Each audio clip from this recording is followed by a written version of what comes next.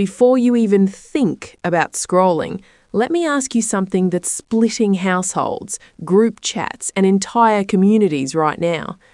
When does political optics stop being careful and start becoming unforgivable? Because what just happened at Bondi Beach didn't just leave bodies on the ground, it ripped open a wound Australia thought it had stitched up decades ago. A celebration turned into chaos, a volunteer ended up fighting for his life, and now a Prime Minister is being accused of silence so loud it's echoing across the country. And the person saying it out loud? The brother of one of the victims. Stay with me, because what comes next isn't just messy, it's uncomfortable, and a lot of people in Canberra are hoping you don't hear it. Sunday night at Bondi Beach was supposed to feel warm. Families, lights, music, a public Hanukkah celebration by the sea. The kind of event that reminds people this country is built on shared space. Then the sound cut through the air. Gunfire.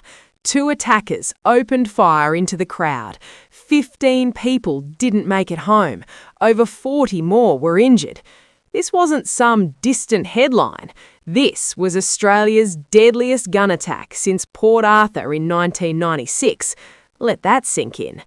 Among the wounded was 24-year-old Yaakov Super, a volunteer, not a protester, not a politician, a guy who showed up to spread holiday joy and left in an ambulance.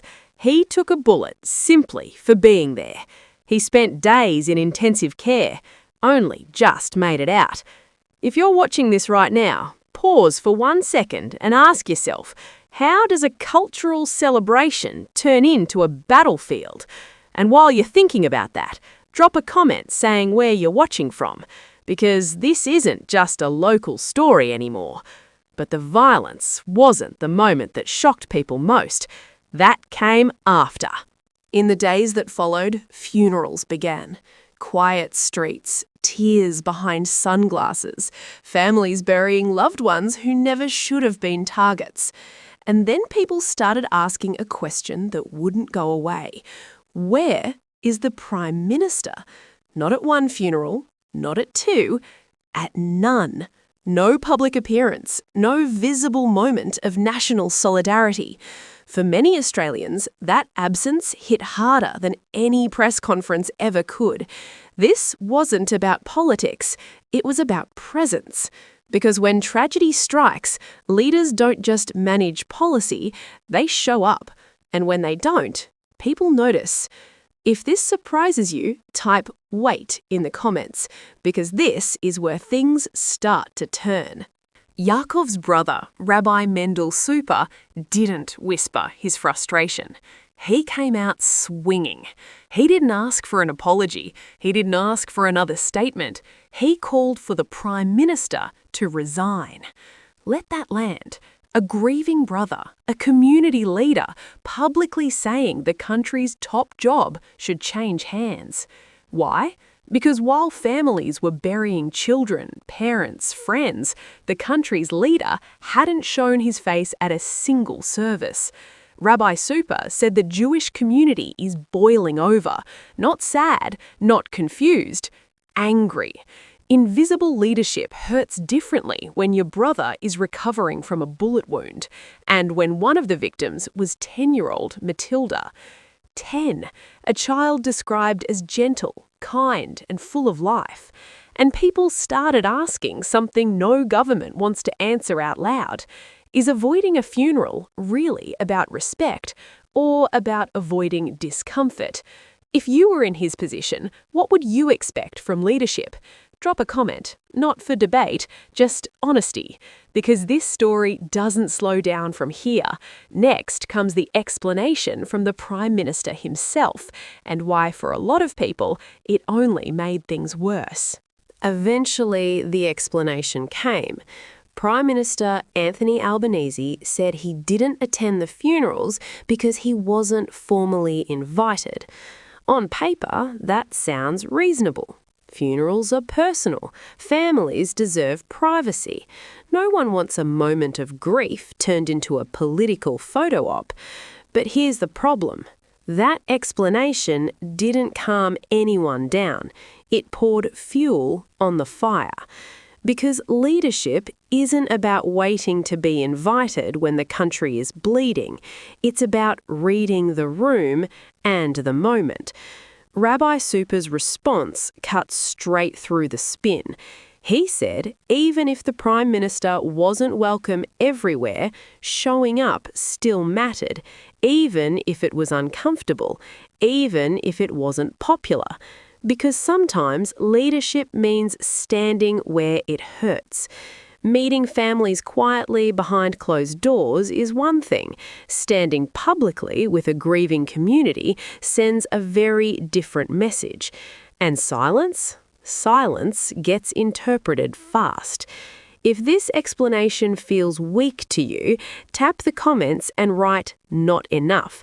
If you think he made the right call, write "fair." No arguing, just instincts.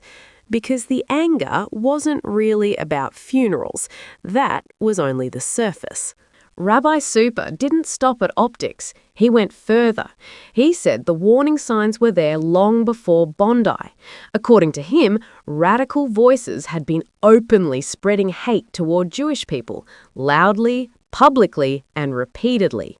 And the government had the tools to act. They just didn't act fast enough. That's when the conversation shifted from grief to accountability. Because if dangerous rhetoric was already circulating, then the question changes. This isn't just what happened, it's why wasn't it stopped? People started connecting dots. Videos, speeches, online sermons skirting the edge of incitement without crossing it. Legal grey zones. Endless debates about free speech. And meanwhile, the temperature kept rising. If you've ever heard someone say it was only words, pause right here. Words shape behaviour. They normalise hate. They give permission. Comment "words matter" if you agree, because this point becomes crucial next. Then came the pivot. The government announced new plans to tighten laws around hate speech. Home Affairs Minister Tony Burke stepped forward and didn't mince words. Australia, he said, has no place for organisations whose mission is to hate the country and its people. New reforms are now being flagged. Lower thresholds for hate speech, faster intervention, stronger powers to shut down dangerous rhetoric before it escalates. Burke also announced new authority to cancel or refuse visas linked to anti-Semitism. On the surface, it sounds tough, decisive, firm, but timing is everything, because the reaction from many in the Jewish community wasn't relief, it was rage.